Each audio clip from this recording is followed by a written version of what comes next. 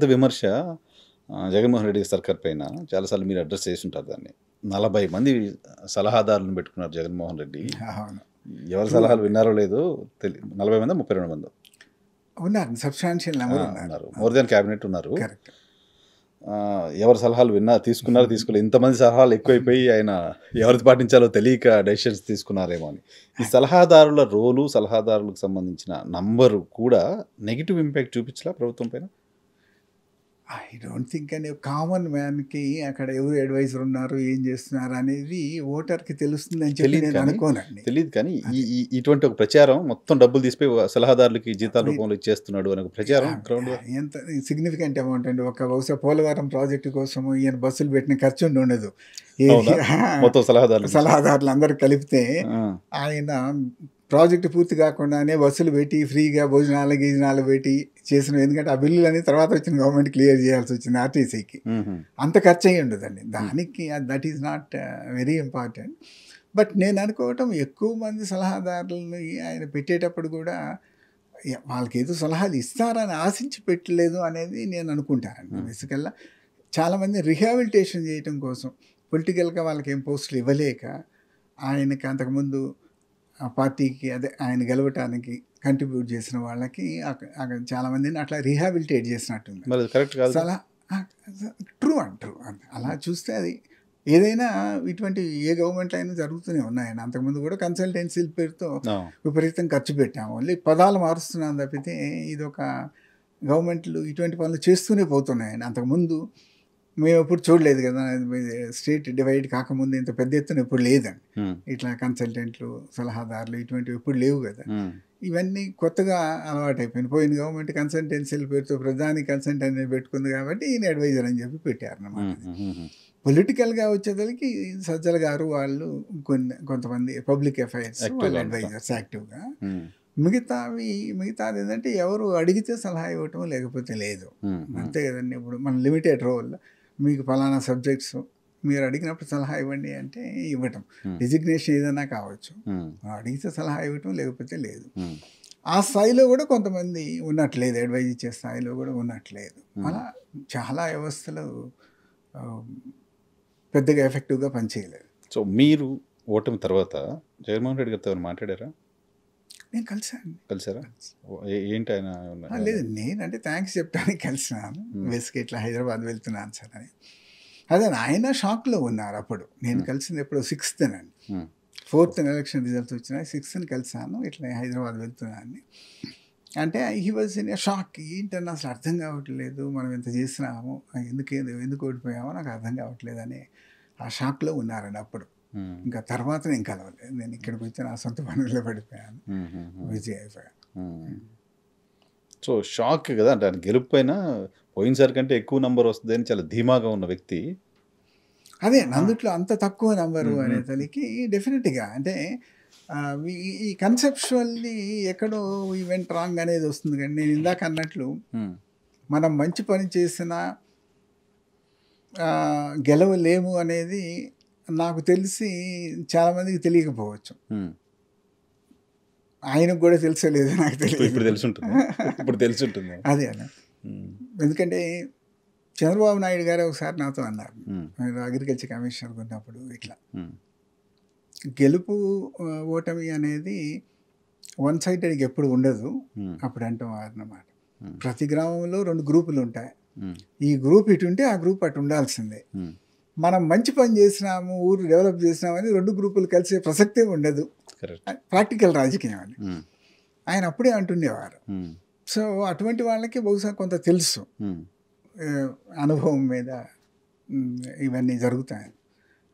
ఇది నేను చెప్పిన సిఆర్పి వర్కర్లు కూడా ఆయనే ఒకసారి గుర్తు చేశారు.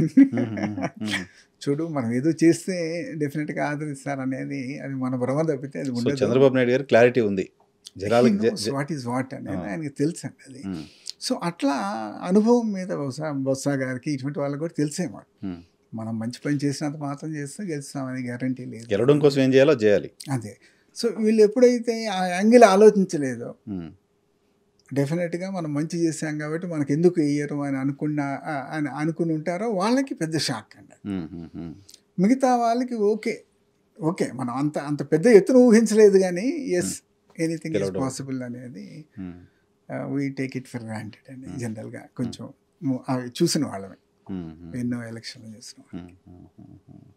సో దాన్ని మనం ఇంట్రాస్పెక్షన్ చేసుకుని where we went wrong what went wrong అనేది చేసుకుని మనం ముందుకు వెళ్ళగలిగితే డెఫినెట్గా మళ్ళీ ఈ గవర్నమెంట్ మీద నెగిటివ్ వస్తుంది, పాజిటివ్ ఉండదు. కాబట్టి ఎందుకంటే ఆల్రెడీ పీక్లోకి వెళ్ళారు, అక్కడి నుంచి ఇంకా పడిపోవటం తప్పితే ఇంకా పైకి వెళ్ళడానికి ఏమి ఉండదు కదా. వాళ్ళు ఈసారి వై నాట్ 175 అంటారేమో. కష్టం కదా అదే. సో ఇదే ప్రాబ్లం వస్తుంది డెఫినెట్గా. ఇక అక్కడి నుంచి తగ్గటం తప్పితే పెరగటం అనేది ఉండదు కదా. సో అప్పటి వరకు మీరు ఏదన్నా కరెక్షన్లు చేసుకుని మంచి రైట్ డైరెక్షన్లో వెళ్ళగలిగితే డెఫినెట్గా తమిళనాడులో లాగానే ఒకసారి అటు ఒకసారి ఇటు ఇట్లా కొడుతూ ఉంటే అవుతుంది. That's true. Right sir. ఇప్పుడు వరదలు వచ్చాయి ఆంధ్రప్రదేశ్లో. వరదల మేనేజ్మెంట్కి సంబంధించి కూడా పొలిటికల్ ఇష్యూ నడుస్తుంది. సరే, పాలిటిక్స్ నేను మీతో మాట్లాడించాను, కానీ ముఖ్యమంత్రి క్షేత్రస్థాయిలోకి వెళ్ళి తిరగడాన్ని పాజిటివ్గా చూడాలా, ముఖ్యమంత్రి కంటిన్యూస్గా జనంలోనే ఉండడాన్ని నెగిటివ్గా చూడాల్సిన అవసరం ఉందా? అంటే మేము పాత తరం బ్యూరోక్రాట్లు అంటారండి మమ్మల్ని, మా మెంటాలిటీ. అవర్ సైకాలజీ ఏంటంటే వీళ్ళు దూరంగా ఉండాలనేది మా సైకాలజీ మాకు మొట్టమొదటి నుంచి.